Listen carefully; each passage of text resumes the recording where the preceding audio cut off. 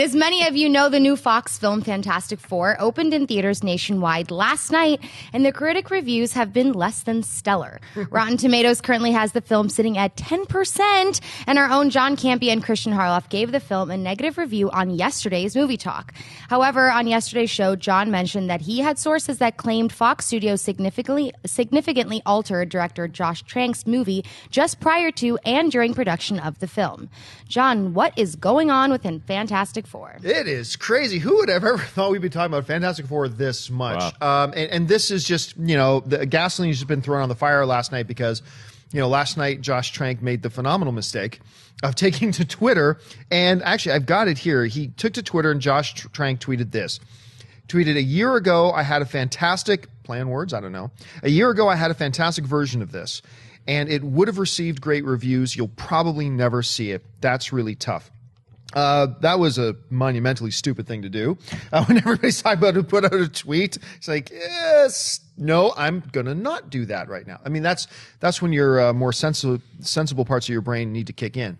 Okay, that being said, this brings up a larger issue within this one specific issue. And, we often talk about on this show about studios that interfere with filmmakers, and should they interfere with filmmakers, and how much is it okay to interfere with filmmakers? And if you've watched this show for any period of time, you know generally my position on this.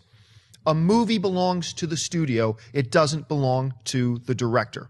And I also often say that at the end of the day, the person most responsible for a film is the person sitting in that director's chair.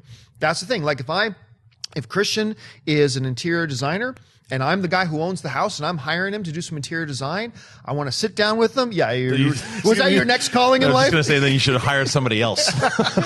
Rocky posters everywhere. Wait, what, this guy? Yeah. Anyway, so, I don't think any of us in here have any interior design taste. But, the idea is, he would then sit down with me, and I will tell him my vision for my house, because it's my house, and I'm paying for it. And if once we agree on that, then he should go in and make it. And that is always my stand on this. Sometimes discussions come up about Sam Raimi, about, the studio interfered with Spider-Man 3. The studio told them you got to have Venom. So make a good movie with Venom. Is that so hard? Okay, and that's often my position.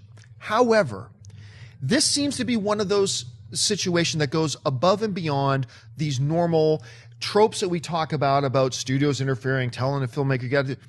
This goes way past. Now, I've told you guys in the last couple of weeks, including yesterday, that I had a person that I knew, and I'm not into breaking scoops. I like talking about news stories that are out there. I don't like breaking stories. That's not my business. It's not what I do. That being said, I did at least mention, I just said, look, I've got a source who was fairly close to the production of this film, who had told me that the movie that Josh Trank and Fox had agreed on making included 3 really big action set pieces. That was all agreed upon. It was a part of the flow of the movie. And a movie is like a puzzle. You have all the pieces in place. You start messing with pieces, suddenly the whole puzzle can look out of whack. And they had agreed on this vision for a film or whatever.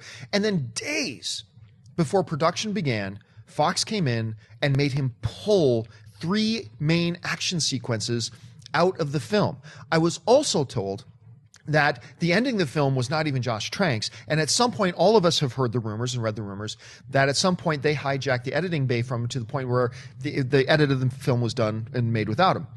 But, I've often been told many things by certain sources that I say, hey guys, don't go to the bank with this because I don't even know if I trust this source. I was told this once, whatever. So I don't like running with things. However, yesterday, both Kristian and I spoke with another source. This is a second source that confirmed everything we had heard from my first source, that the studio had come in, taken out big set pieces, taken over the third act of the film, taken over the edit bay of the movie, and essentially put out a film that was not the film that they had originally sat down to make.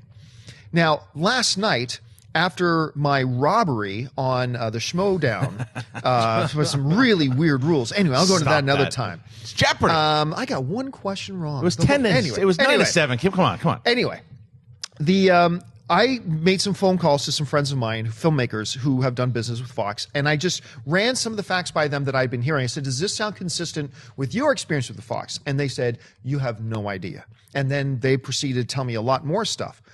I feel confident enough. I'm the guy who always says, don't take this to the bank. I feel confident enough at this place that I've heard this from enough places, enough reputable places, to tell you this, that the film that we saw in Fantastic Four was not the film they were supposed to make. It was not the film that Josh Trank made. And this is an instance where I'm totally fine with the studio interfering because it's their movie. But just like the interior decorator thing, once we agree on what it should do, then let the interior decorator do his work once we've agreed on what it's supposed to be. If I said, you know what, I just want that chair over there instead of there, that's fine. Don't go in and say, no, instead of blue, I want brown. Instead of couches, I want beanbag chairs. Instead of this, I want this. Because at the end of the day, it's not even what he designed in the first place.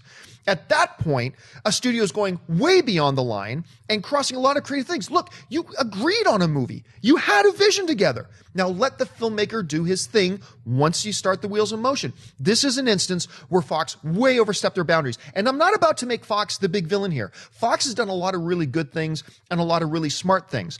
But I think this one isolated incident, you catch me on a bad day, you're going to catch me doing something stupid. We all do. We all have bad days. I think this is a Fox bad day. This is one situation where Fox is completely wrong. They butchered this movie. And this one time, I will say is their fault. And that's really unfortunate. Anyway, you guys have all been reading and hearing the stuff I've heard about too. Kristian, let's start with you. Your thoughts on this whole Fantastic Four fiasco. Let's start with the tweet. I agree with you. It shouldn't have been tweeted out at all. No, that was dumb. No, it was not a smart move, and it was almost kind of similar to what I thought Joss Whedon did when all this stuff was going on. It's like, let it eventually, as it's now happening, it's coming out there, and it will eventually come out. Let other people fight your battles for you at this point, because just stay back, do your thing. I think that, and he deleted the tweet, so he probably knew, oops, maybe I shouldn't have sent that out there. Yeah. But let's start with the tweet, first of all, of the things that were in the tweet and whether or not I believe them. And the answer is yes, I do, because I go back to Wolverine Origins, and I go back to thinking about Gavin Hood, who did that movie and also did a movie called Satsi, which I really enjoyed. And I don't believe that would have been the version that we would have wanted to see if Gavin had been given a little more free reign. And I think that Fox maybe bullied him into it. And I think that might have been the case here with Josh Trank, because to me, when I look from everything that we heard with the problems on this set, I was expecting to go into this movie expecting a full-on disaster from start to finish. I didn't get that. I personally didn't feel that. I thought the beginning of the movie was strong. I thought it was choppy. I thought it was weird. Sometimes I thought that we're developing a scene and then it just kind of goes quick into the edit out of it. And I thought maybe that's kind of what you're talking about here. And maybe Fox going in there thinking that they have a better edit to where you should let your director make his characters, develop his stories, because he did that well in Chronicle. So maybe that was the case. Then, from what you're saying with your original source here, I really believe that last act was changed completely, because it's a different movie. Almost going back to what you said with Straight Outta Compton, how you felt F. Gary Gray took off. Took a siesta. It certainly feels like Josh Trank has no presence in the movie at the end of it, because the movie, there were similarities to what I liked in Chronicle, minus the sloppy editing in the beginning. Mm-hmm. And they're completely gone by the third act. Now, that being said, I also don't want to just say that we don't know everything that happened behind the scenes. There's all those rumors about the house and the crazy stuff. Who knows what really happened there? Anything could have happened. Fox has their side of the story. I'm sure Josh has his side of the story. But clearly something's going on, because the reason why he sent this tweet before the movie came out. Yeah. We don't even, it's still tracking like 45, 50 million, could do okay. He's basically apologizing for this movie. And what happened? It's not, Michael Bay wouldn't do that, because even if it made all this money, he would say, still made money. He'd be like, F y'all, I'm swimming in my pool of money. Yeah, that's what he would have done. This is clearly a guy who doesn't like the vision of this film. Even if it goes and makes $70 million this weekend, he still has said that. So he didn't, because if it makes a lot of money, then I wonder if someone from Fox is going, well, you know what? He said he didn't make it. And he probably still at this point would say, no, that's not my movie. The guy seems to be an artist, a vision, but I still think, shh.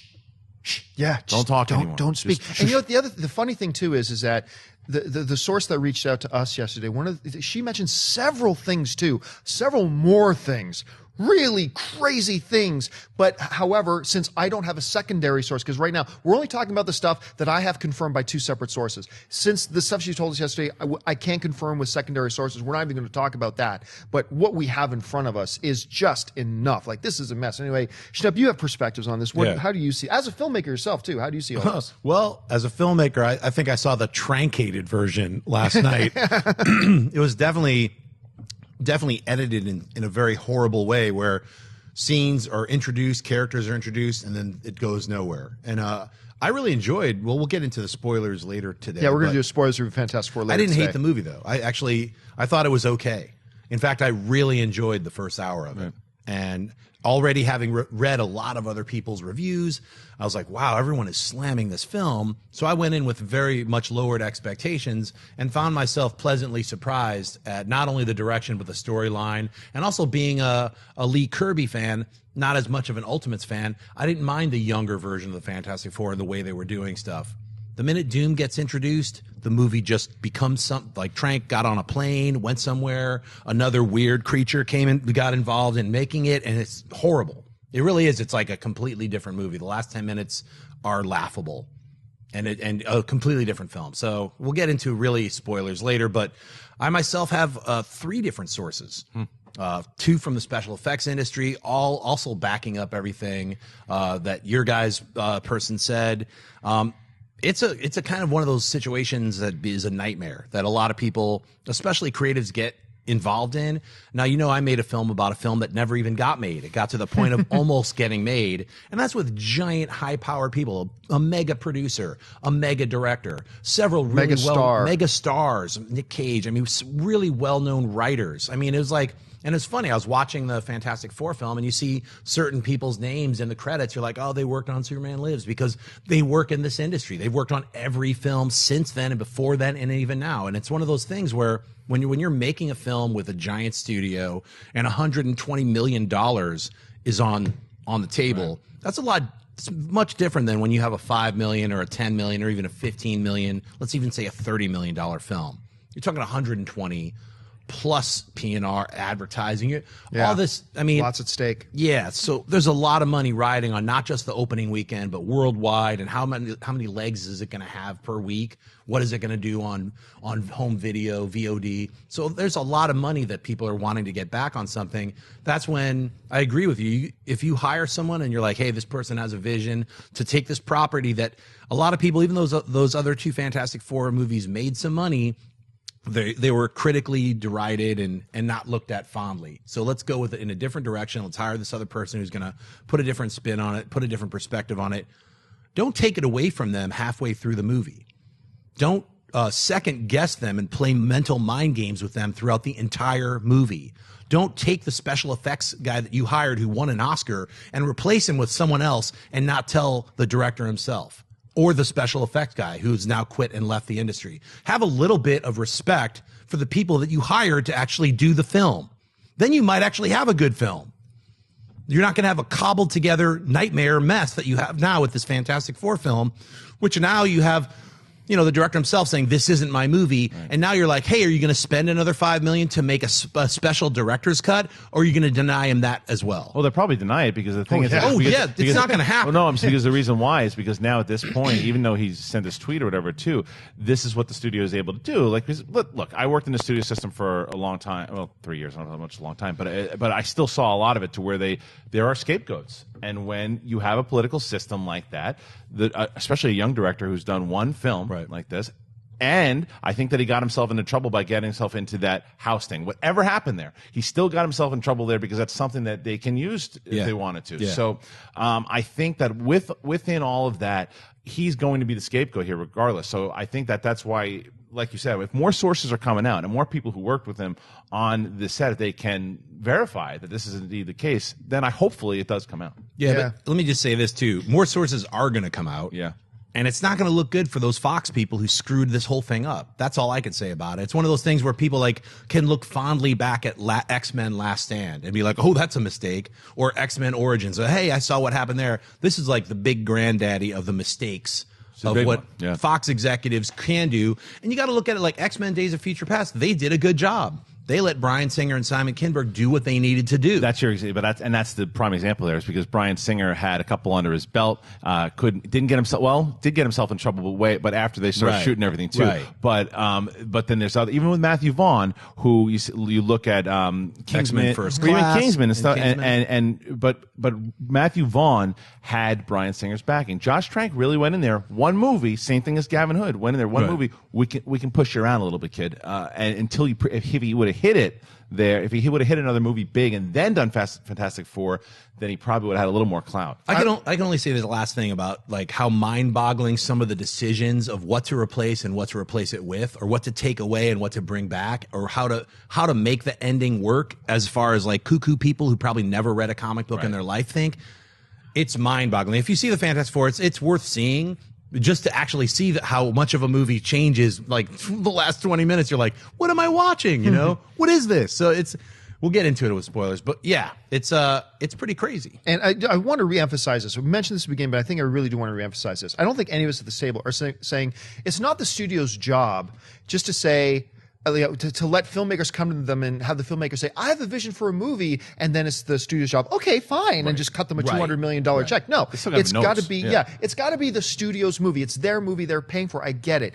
It's just that once you bring on somebody and you agree on a vision and say, yes, this is the movie you're going to make, then let them make the movie. You know, if you want to tell, Joss Whedon, no, you can't have the Wasp, you have to use Black Widow instead. Tell them that in advance. That's fine. If you want to tell them, look, you have to have Venom in this movie, fine, if you tell them that in advance. But once you set that up, let them do their thing, and I don't think we've heard the last of this. Oh, no way. And you know what? Again, I'm not trying to paint Fox as villains here. I think they do a lot of really good things. I have a lot of respect for Fox. They've put out some great stuff. I love what they did with X-Men Days of Future Past. I love what they're doing with Deadpool. But Apes. Yes, Apes, Deadpool. Yeah, it's like, I like what we're seeing from Agent 47 so far. I think it's all great. Yeah. But I think this is one bad day. But I think the best thing for the studio at this point, say, hey, yeah, we own it. We dropped the ball on this one, but look at all the other balls we're catching for touchdowns. Because it's true. They're knocking it out of the park in a lot of ways. But once again, I don't think we've heard the end of this.